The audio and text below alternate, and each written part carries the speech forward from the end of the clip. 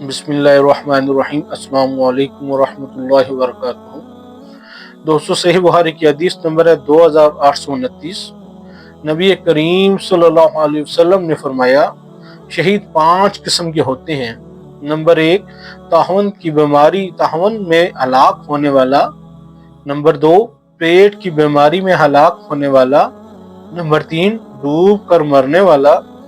Number 4, दब कर मरने वाला। और नंबर 5, अल्लाह के रास्ते में शहादत पाने वाला। दोस्तों, अगर इस हदीस का जो सही बुखारी की हदीस नंबर है 2829, इसका मफहूम अगर मैं अपने आसान अल्फाज में बयान करूं तो नबी पाक सल्लल्लाहु अलैहि वसल्लम ने फरमाया है कि शहादत की जो है वो 5 किस्में हैं। जब इंसान को मौत आती है, अगर इन 5 वजूहात में से किसी एक वजह से आती है तो उसका रुतबा क्या होता है, वो शहादत की मौत होती है।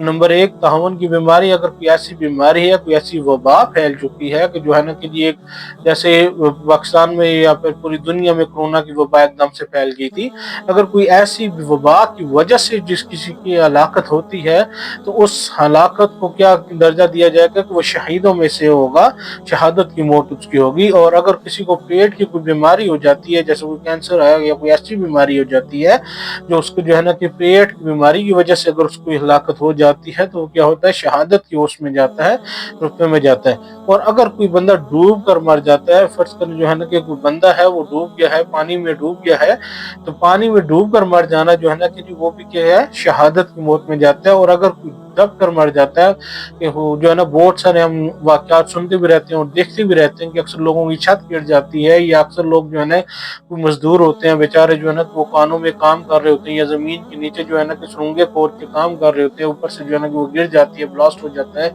या पूरा पूरा पहाड़ जो है कि जी किसी बस्ती के ऊपर गिर जाता है, पूरी बस्ती जो है ना जी तबाह हो जाती है।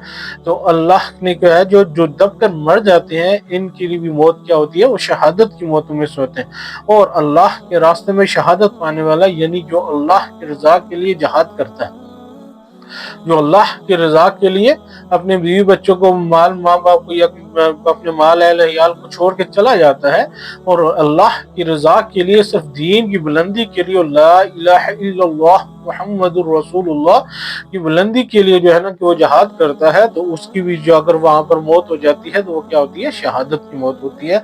ये शहीदों में जाते हैं। और शहीद की क्या होती है, 5 किस्में होती हैं। उनमें से जो है ना कि ये मैंने बता दिया, 1, ताहवन की मौत से अगर कोई मर जाता है, कोई बीमारी ऐसी फैल जाती है उसकी वजह से मर जाता है।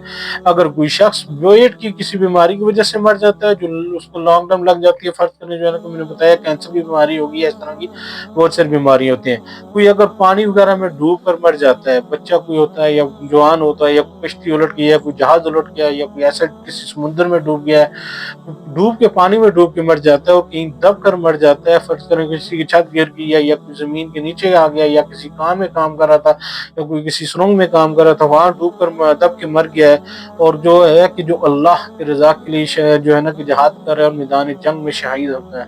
तो ये 5 किस्में शहीद की। तो अल्लाह पाक जो है कि हमें इसके ऊपर अमल करने की तौफीक अता फरमाए जी। जज़ाकल्लाह। दुआ में याद रखिए। बहुत बहुत शुक्रिया जी।